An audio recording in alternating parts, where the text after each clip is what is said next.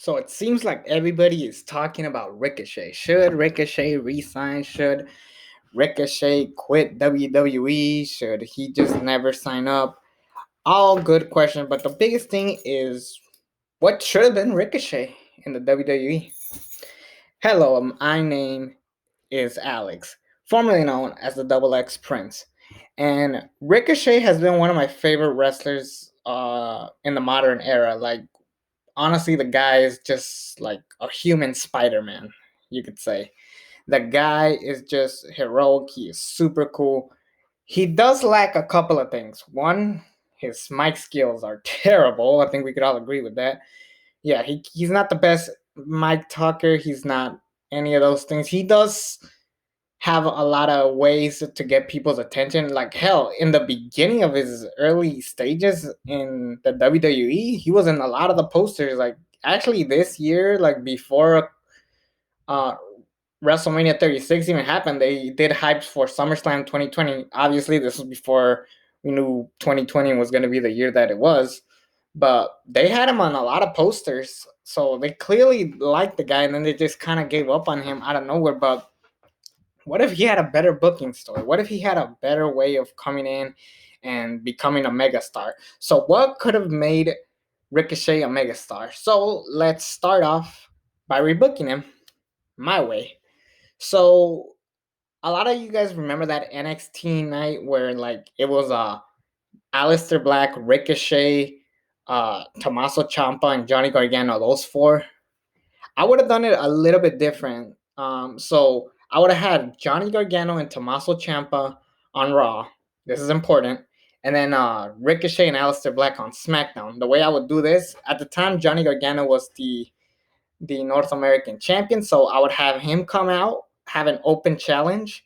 Who would get that open challenge? Kurt Angle. That would be a pretty good match to have, and then this will lead to like Kurt Angle wanting to retire because he can't hang with the young guys as much. But there will be a cool match to have Johnny Gargano winning the North American champion, and then Tommaso Ciampa would probably face Scott Dawson, and then Dash Wilder cost Tommaso Ciampa the victory. They beat the crap out of him. That's when Johnny Gargano comes out, attacks the Revival, and then we set up Johnny Gargano and Tommaso Ciampa versus the Revival at Fastlane for the Raw Tag Team Championships. That way, we give those belts some prestige, plus the Revival some momentum going into WrestleMania. And as far as Ricochet and Aleister Black go, I would have Ricochet just have a regular one-on-one match against I can't think of anybody, but he'll have like a dream match against. I'm trying to think, who could I put him up against? Maybe Andrade. Andrade would be a good choice in his first night on SmackDown, and then Aleister Black faces Cesaro, and then we do a similar thing where Ricochet and Aleister Black are like wanting to team up, which will lead to them at the back at NXT at the Dusty Rhodes Classic. They do not fight at Fastlane or WrestleMania. They go back to NXT as soon as they show their skills, and their final match at NXT will be against the War Raiders, like in real life. And then Ricochet debuts on Raw for the first time ever, and the first person he faces for the Intercontinental Championship, Finn Balor. So Ricochet's first match on Raw will be against Finn Balor for the IC belt. This goes a good 15 minutes, and then Finn Balor wins. But we know who Ricochet is. They show up his skills, and then at the end they shake hands. But there's plenty more for Ricochet to come out of this, and then we'll have him be in the Money in the Bank ladder match, like in real life. The only difference is I'll have somebody else win. I would have AJ Styles win. This will be important for a future rebooking later. Um, so Ricochet fails to win Money in the Bank, but he has a good showing. And then around this time, we do like a mini tournament or something to determine the number one contender for Rey Mysterio's United States Championship. So it'll be Ricochet winning. So at Saudi Arabia's Super Showdown, we're expecting to have Rey Mysterio versus Ricochet. Unfortunately, Rey Mysterio had to injure and give the belt back to Samoa Joe. So then we do Ricochet versus Samoa Joe at Super Showdown. Winner, Ricochet. Ricochet becomes the United States champion. This is a big moment for Ricochet. Then at Stomping Grounds, he'll fight Mr. Money in the Bank AJ Styles, where AJ Styles wins the belt. And then they have a rematch, a ladder match at Extreme Rules, because how the hell do you not give these guys a ladder match? But it's Ricochet versus AJ Styles in a ladder match. Ricochet wins back the belt, and then AJ Styles moves on to the world title picture since he is Mr. Money in the Bank. I'll talk about that more later. And then at SummerSlam, he needs a new opponent. We never do the Best in the World Shane McMahon storyline because that was stupid. So instead, because that never happens, he goes on against Kevin Owens, who is still a heel at this point. So it's Kevin Owens versus Ricochet at SummerSlam in Toronto, Canada, of all places, because this will be great to like have Ricochet against Kevin Owens, a well-booked superstar around this time, kind of. But Ricochet gets a big victory over Kevin Owens. At the end, Kevin Owens decides to like just stand up. He doesn't shake Ricochet's hand. He just claps, and then he's like, "Stand there. This is your moment." So Kevin Owens gives Ricochet his moment, and Ricochet just stands tall as the United States champion. Then we move on to the King of the Ring tournament. The first person he beats is Drew McIntyre, like in real life. But then he loses to Andrade, who was his first opponent on SmackDown. And I just realized this was connected. Like I was not planning on giving Ricochet a match with Andrade at SmackDown, but turns out I did. But now we finally do Ricochet versus Andrade. From Clash of Champions to Hell in a Cell, we do these two having good matches. It looks like Andrade has potential of winning, but he just quite couldn't do it. And then during the NXT Invasion storyline, where it's Raw versus SmackDown versus NXT, Ricochet is obviously on Raw. He goes to NXT, puts his belt on the line against anybody who's willing to fight him. That will be Matt Riddle. So Matt Riddle versus Ricochet for the United States Championship on NXT of all places. That will be must see because everybody's gonna go, oh shit, Matt Riddle and Ricochet. And Ricochet wins, but he gives a good showing to Matt Riddle, and this will lead to Finn Balor versus Matt Riddle, like in real life at NXT. So at Survivor Series, we're not gonna do U.S. Champion, IC Champion, North American Champion because I don't think Ricochet is quite ready for that. So instead, he'll be part of the Survivor Series Tag Team Elimination match for the men. Same with the IC Champion. And because at the time Roderick Strong was the North American Champion, we could just play off that he was injured during the War Games match the following night, so we don't have to like use him. And this is the best way of just like showing you who works, not who works and who doesn't work, but like just like process of elimination. And that makes sense. You know, you don't have to use everybody just to give it. Like on my rebooking, Shinsuke Nakamura, if you saw my video, he would have been the IC champion. So imagine Ricochet, Shinsuke Nakamura, and Roderick Strong. It sounds like a good match, but it doesn't sound like a great match, like a must-see pay-per-view match. Instead, I'll give that spot to New Day, War Raiders, and the Undisputed Era.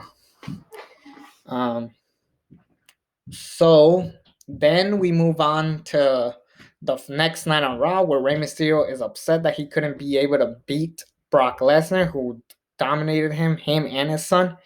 And he is ready to officially retire. And then Ricochet is like, no way, you have a lot of showing to do, Rey. Hell, I was supposed to face you earlier this year, and I never got the chance to. So how's this? I'll give you a whole week to get ready because I want your best, Rey. Next week, I want to defend my belt against you. So next week on Raw, we do Ricochet versus Rey Mysterio. Rey brings his absolute best, so much so that Rey Mysterio wins the United States Championship. Ricochet's still in the mid-card division, upper mid-card division, kind of. And around this time, Rey and Andrade start their feud, where Andrade wins the United States Championship at MSG. And then at the Royal Rumble, we do Andrade versus Rey Mysterio for the United States Championship. What does Ricochet do? Well, he enters the Royal Rumble. He helps Drew McIntyre, who were enemies at one point because of King of the Ring. They help each other to eliminate Brock Lesnar, like in real life. And then Drew McIntyre eliminates Ricochet right away. And the next night on Raw, he they interview Ricochet, like, yeah, trust me, I'm upset that I didn't win the Royal Rumble, but I'm glad that Drew McIntyre won. He is very deserving, and thanks to me, I helped him win, and I wouldn't mind if he eventually, when he beats Brock Lesnar at WrestleMania, gives me a chance at the WWE Championship.